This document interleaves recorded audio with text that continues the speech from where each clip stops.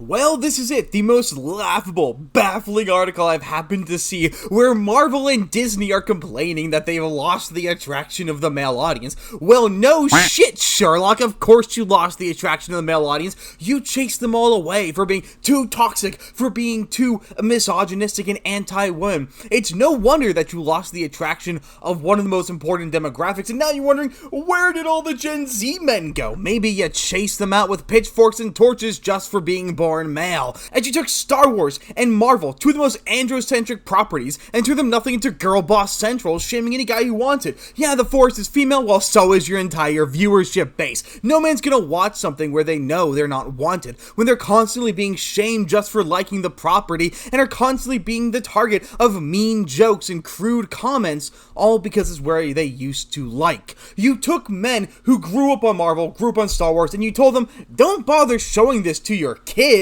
because they aren't welcome here. That's what you've done. You told us we're not welcome, and we decided to listen. We took our dollars, we took our bucks, and we went somewhere else, and now you're wondering, where do they go? As Variety has put in an article talking about how Disney is massively struggling to keep both the Gen Z market and the male market contained. And of course, they're refusing to frame it as the actual problem it is, which is that they've chased away the male market and the family market, and instead are looking at it as a crisis in Gen Zers specifically, complaining that they don't have enough Gen Z bucks. And the funniest thing, the best part that I see, is them saying that the reason Gen Z isn't interested is Gen Z didn't grow up on Disney. Hello, the Gen Z demographic is 1997 to 2012. What do you mean we didn't grow up on the MCU and on Disney movies? Our parents were the ones who watched Disney movies as kids, so they showed us the Disney movies. Iron Man came out when I was 6. I remember, loosely, seeing Iron Man. I remember watching the first Avenger. I remember watching all these MCU movies. And of course, that means I remember watching them slowly descend into terribleness. I probably wouldn't show MCU movies to other people because I know where it leads. And Gen Z does, in fact, have quite the affinity for these classic movies. After all, as you can see on my shelf back there, I have all of them on VHS. You probably can't see, but they're colorful. And that's all of the original Disney movie clamshells. The only one that I'm missing is Balto. My generation is the last generation to have grown up watching these old VHS tapes, and when it was on tape, you only had so many options. And of course, we don't care about Disney Plus, because there's no reason to go onto Disney Plus, aside from watching these classics, and we're not going to watch the classics enough to justify it. But before we go any further, like, subscribe, and let's get into this. Coming from Variety, Disney's Boy Trouble. Studios seeks its original IP to win back Gen Z men amid Marvel Lucasfilms struggles. I do find this really funny, how they frame it as Disney's Boy Trouble and then just talk about the entire Gen Z market, because they've also lost Gen Z girls. But they're not willing to talk about that because it doesn't sell as well as framing it as the Gen Z boy issue. When, let's be very clear, they have no interest in attracting the boy market still, except for the fact that they're just losing out on our bucks.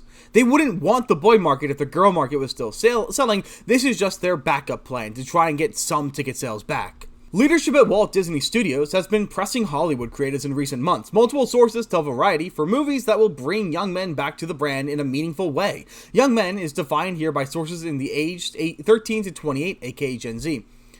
There are no 13-year-old Gen Zers, that's Gen Alpha. Never mind, I lied. 2012, yeah, okay, there are 13-year-old Gen Zers. I don't like that. I hate that. We need to redraw this generational gap.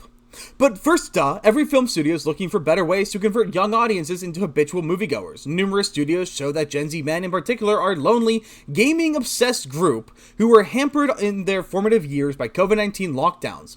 Not the easiest segment to grasp, but what's surprising producers, writers, and other partners in larger industry is that Disney has been calling for original concepts to lure the demo back to the movies.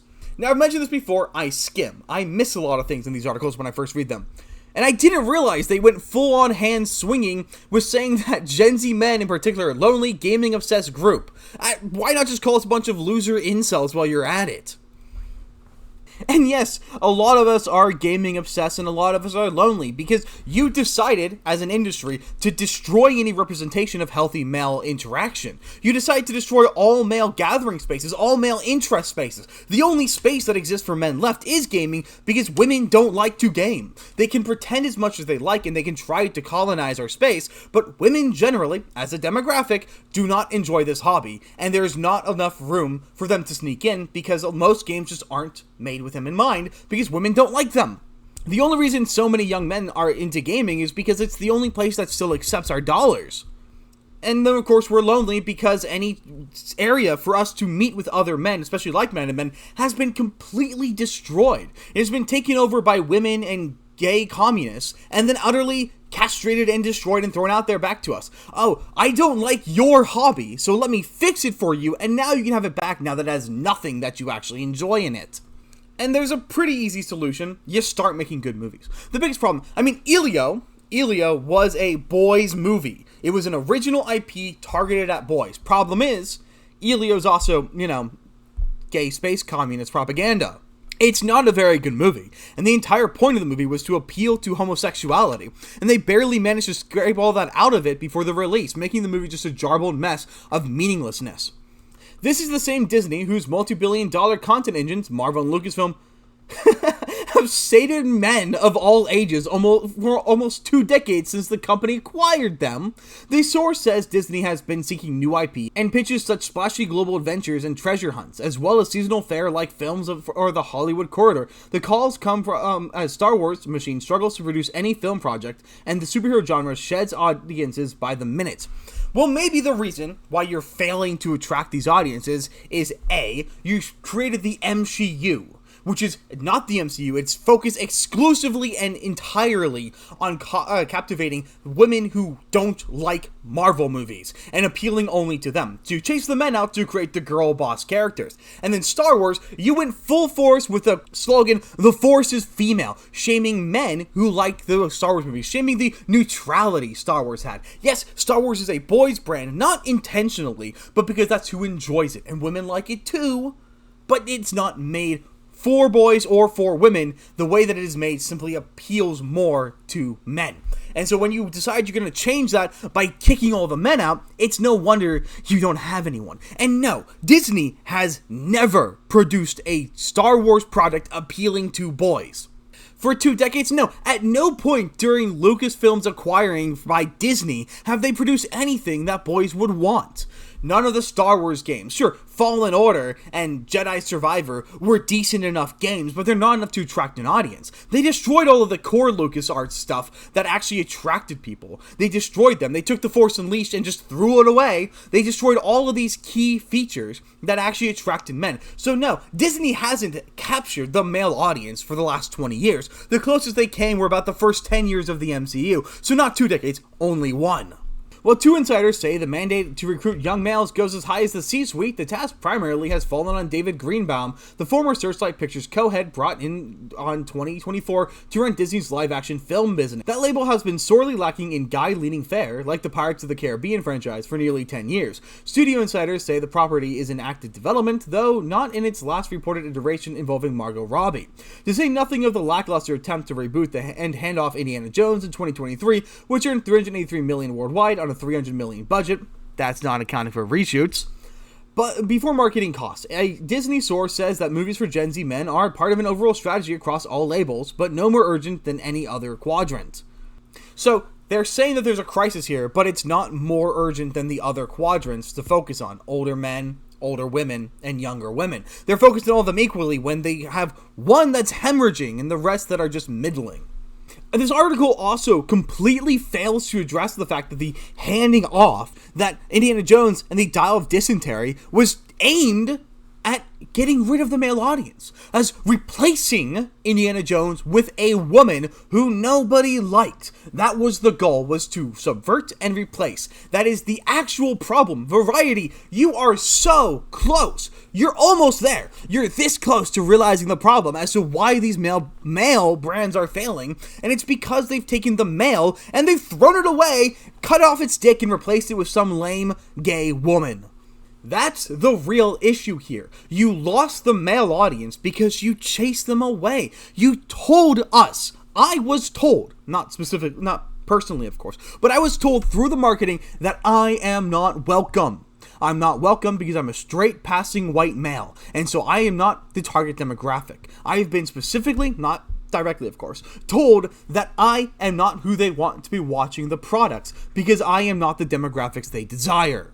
And that's why we aren't watching. It's because we know we're not wanted. It's because we know it's not made for us. We know it's actually made in spite of us. It's made to harangue us and to bastardize and shame us for just being men. That's the actual goal of it all, and we can see through that, and we aren't going to play a game that you cannot win.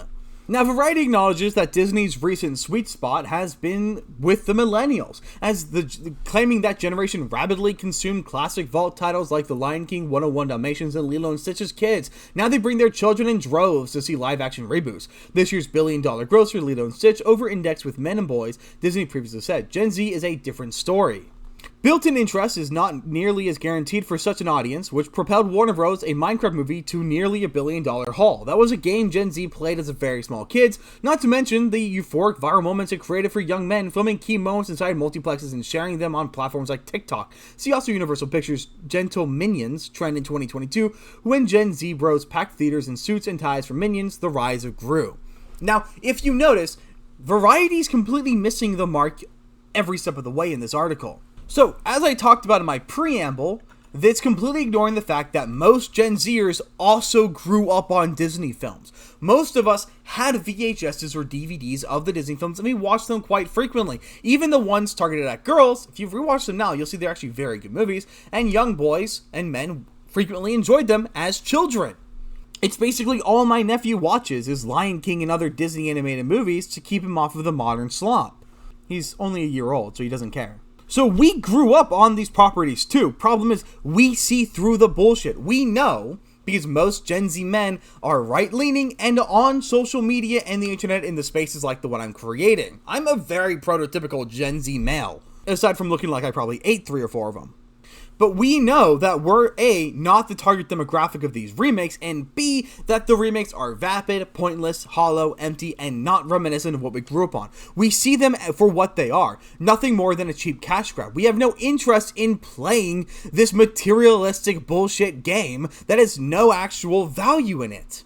We see what it is. It's nothing more than a lie to sell tickets on the back of something that was once valued. It is a bastardization that has destroyed the good things that came before. And as for the movies that have succeeded amongst Gen Z boys and men, they're not good movies. Nobody thinks a Minecraft movie or Rise of Gru are good movies. We're watching them because they've been sensationalized. We're watching them because there's something different. There's something we can do as a group, as a demographic. We can do something fun in spite of the really bad movie. We're not pretending the movie's great, good, or even decent. We're just seeing it as a way for Gen Z men to actually have something they can do that other people can't compromise on. It's the exact same thing that happened with Oppenheimer. We went and saw it because it was something that we can do that other people would not interfere on. Effectively, it's us trying to carve out a small portion of space that we can actually appreciate and be ours, which we generally just do not have. As it stands, Disney is in line with Sony Pictures and Paramount in its market share for Gen Z, about 10% of ticket buyers in 2024. That's 2 points above Universal and 2 points below Warner's. But Disney is not leaving the job of courting Gen Z entirely up to Film Group. Concurrent to Greenbaum's hire, the corporation bought a $1.5 billion equity stake in a gaming juggernaut, Fortnight, which will incorporate Disney's iconic stable of characters. Two sources say Disney does not, however, enjoy movie rights to Fortnite itself, which would seem a no-brainer in luring Gen Z to theaters. If you made a Fortnite game, please, I beg you to try. It's going to be dog shit. It's going to be one of the worst movies ever produced. Hands down, evidently so. It's going to suck. And Gen Zers, we might go and laugh at it. We might go to make fun of it for being how out of touch and bad it is, similar to how we celebrated the Minecraft movie despite its completely lackluster performance and actual writing merits. There's also this false notion that people are going to see skins in Fortnite and want to go back to the source. I mean, the long joke is Master Chief is now that green guy from Fortnite, because ultimately nobody who plays Fortnite or plays the Master Chief skin is going to go play Halo because of it. People aren't investigating the sources of these skins, they're just eating up the skin slop because it's something to add to their collection. And yes, Disney was the unrefuted king of the box office last year because it didn't have any real competitions. It will win again this year with 2 films potentially crossing the 1 billion mark with Avatar, Fire and Ash, and Zootopia 2. 4 movies from 4 Disney labels have grossed more than 1 billion in the past 16 months. No other studio has had one in that time frame. So it's staggering to rival studios and dealmakers that Disney is looking to blaze new trails after years of being the envy of the town, having counted for so long on sure things from the worlds of Iron Man and the Jedi. It's manipulating again. Yeah, sure. Disney has had movies cross $1 billion in the global box office, but what we're not accounting for is that the budgets were between $300 to $500 million, which means these billion-dollar films barely made any profit. Sure, some of them might have broken even, but that $1 billion is not that impressive when you needed $700 million just to break even. It just looks good without the additional context. And once again, it's not that they aren't able to count on Jedi and Iron Man, it's that these properties aren't being made for boys or men anymore. The Jedi have not been a male or androcentric brand since the prequels. Since Lucasarts was its own private firm. When Lucasarts was combined with Disney, it lost its place as a masculine brand. It lost all of that androcentric focus, and it became a female brand. It became a girls' brand, despite girls not wanting it. There's a framing in this entire article that Disney lost something, that something happened inconsequentially. Disney isn't at fault. This is basically what they're saying. They're blaming it on boys, men, and just the shift in the market, completely removing any agency that Disney had in this process. Much has been written about the narrowing audiences for superhero movies. The performance of Marvel's latest release, Fantastic Four First Steps, which aimed to launch yet another superhero franchise led by Pedro Pascal and Vanessa Kirby, failed to meet expectations. That's despite good reviews, a promising opening weekend, and full attention to Marvel czar Kevin Feige. Star Wars has not produced a film in the 7 years. A big screen adaptation of Disney Plus hit, The Mandalorian, is coming next year. And if you released a Star Wars product, it would have similar bad reception because no men want to watch it because we know it's going to be dog crap. And yes, Fantastic Four First Steps was a flop because it wasn't good enough to justify.